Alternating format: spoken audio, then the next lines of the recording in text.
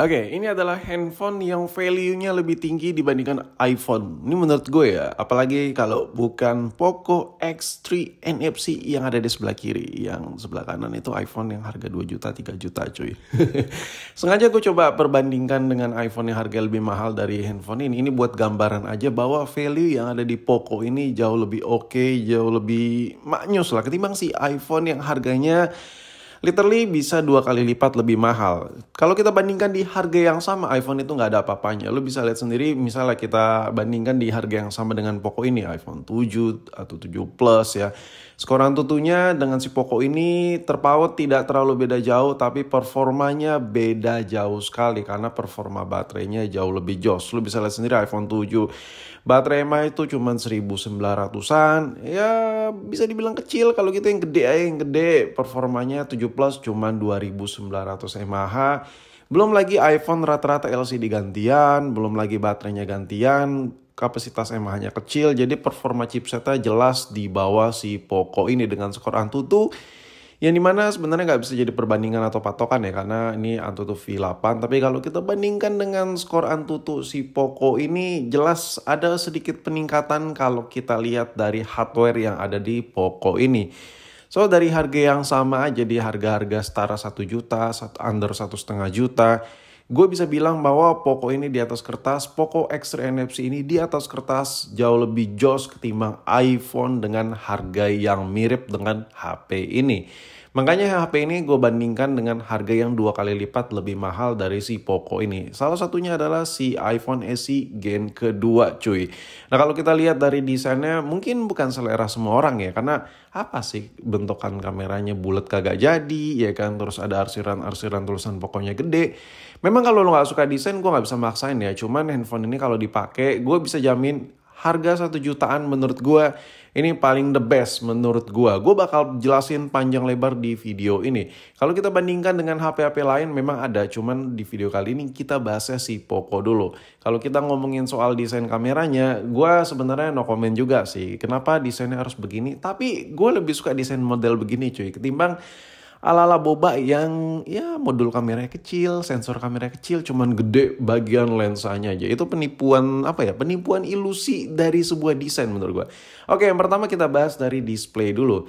Gue bilang kan kalau handphone ini value-nya lebih tinggi dibandingkan iPhone, gue bakal kasih tahu semua ke lo semua. Kalau kita beli iPhone yang harga 3 juta, 2 juta, 3 juta, 4 juta, lo tuh nggak bakal bisa terpuaskan lah nafsu lo terhadap sebuah display yang bening, kinclong, enak di mata, baterainya awet. Lo nggak bisa dapetin kayak gitu kalau lo pilih iPhone di budget segitu. Itu budget kere-hore versi iPhone menurut gue ya segitu ya. Tapi apa yang ada di SE ini bukan berarti jelek. Tapi apa yang ada di SE ini bisa dikalahin sama si Poco. Itu maksud gue. Bukan berarti HP ini jelek, bukan berarti HP ini nggak sempurna. Tapi bisa dilibas sama si Poco. Kalau kita lihat spek singkat layar ya, display dari si SE Gen 2 ini, layarnya masih 60 Hz dan peak brightness-nya 625 nits. 625 nits kecerahan layar segini itu bukanlah sesuatu yang spesial. Lu beli HP 1 juta banyak yang lebih cerah dari ini brightness-nya. Dan yang paling gak enak ukuran layar 4,7 inci. Kalau untuk HP kedua masih oke lah. Tapi kalau HP utama banyak banget apps-apps yang sudah tidak terlalu support di HP ini. Sedangkan si Poco gue kasih lihat 3 poinnya lebih jos dibandingkan si SE yang harganya 2 kali lipat si Poco ini. Yang pertama layarnya udah 120 Hz cuy. Bingung kan lo? Even sampai ke iPhone yang harga belasan juta pun layarnya belum tentu 120 Hz ya kan. Terus yang kedua, pixel ya, ukuran pixelnya di 2400, kalau SE 1300-an kalau nggak salah, dan layarnya lebih besar. So dari poin-poin ini aja bisa dibilang, ya mau gimana gue bilangnya ya, intinya emang nyaman sih ini HP. Memang ada kekurangan, tapi kalian harus lihat harganya 1 juta sudah bisa, ya 1 jutaan udah bisa ngehit iPhone yang harga 2 kali lipat dibandingkan HP ini. Dan sekali lagi tidak apple to apple untuk dibandingkan. Di sini gue bicarain value-nya ya. Value-nya duit yang lu keluarkan, spend money-nya yang lu keluarkan ya. Kalau kita bandingkan secara device to device secara kasar, nggak masuk, nggak ketemu titiknya. Mau bandingkan dari sudut ini, sudut itu, beda. Marketnya beda, platformnya juga beda. Iya susah dibandingkan. Cuman kalau dibandingkan value-nya, duitnya, di sini gue bandingkan duitnya, lu sekian dapat berapa, sekian dapat berapa, jelas. Ya, Poco lebih jos menurut gue. Kalau kamera, bang, tapi kan video recording iPhone jos banget tuh, terkenal jos banget tuh, nggak cuma lu doang yang bilang. Oh, influencer, youtuber lain bilang tuh kamera video recording iPhone tuh maknya susah. Pokoknya lu kalau mau rekam tuh pakai Ipong dah, jangan yang lain dah, nanti nyesel lu. Oke, gue coba kasih tahu ya.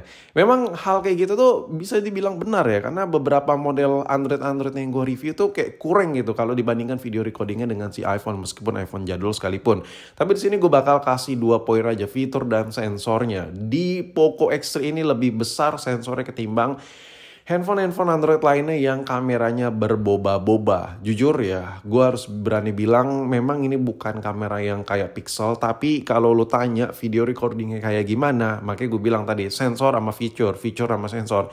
Sensornya lebih besar dibandingkan Android pada umumnya. Dan fiturnya ini gila banget. Kayak sedikit mind blowing. Gue udah pernah bahas beberapa bulan yang lalu ya. Tapi gue agak sedikit remind aja. Jadi untuk rekaman videonya ini salah satu Android terstabil yang pernah gue pegang. Jadi kalau lu bingung pengen punya handphone buat bikin video sinematik, bikin video TikTok, tapi budget lu ngepres dan pengen punya kamera yang bagus, Poco jawabannya salah satu ya, Poco X3. Untuk baterai si Ipong mah udahlah, kayak susah boy. Lo mau ngarep apa sih sama baterai si Ipong?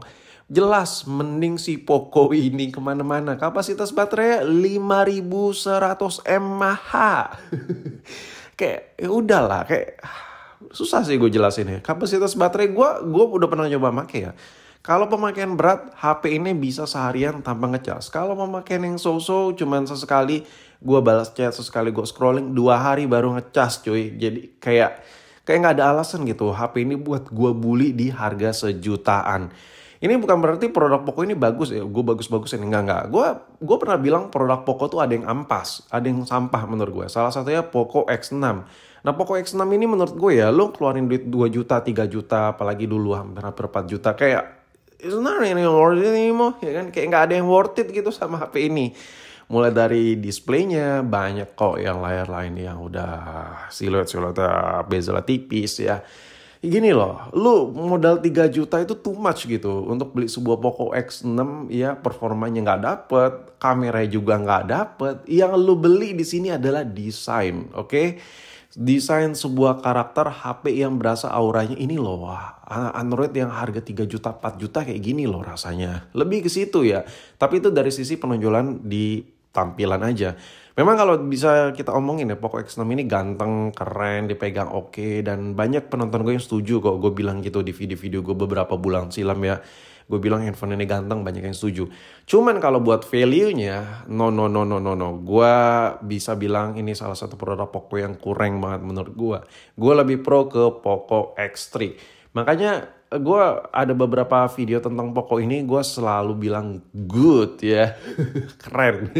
Kenapa? Karena kayak agak sedikit mind blowing gitu. Lo keluar duit 1 jutaan, tapi banyak banget berbagai macam hal yang bisa lo lakuin dengan handphone ini. Karena benar-benar kepake. Ini sejatinya handphone yang benar-benar kepake kayak performanya oke, kameranya oke, baterainya oke, layarnya oke, fast charging oke. Wah, serba oke lah. Kayak susah lah buat ngebully HP ini dengan harga yang udah murah menurut gue. Dan inilah beberapa poin yang bisa gue sebarin ke lo semua mengenai handphone yang lebih worth it, lebih value daripada iPhone di harga yang sama.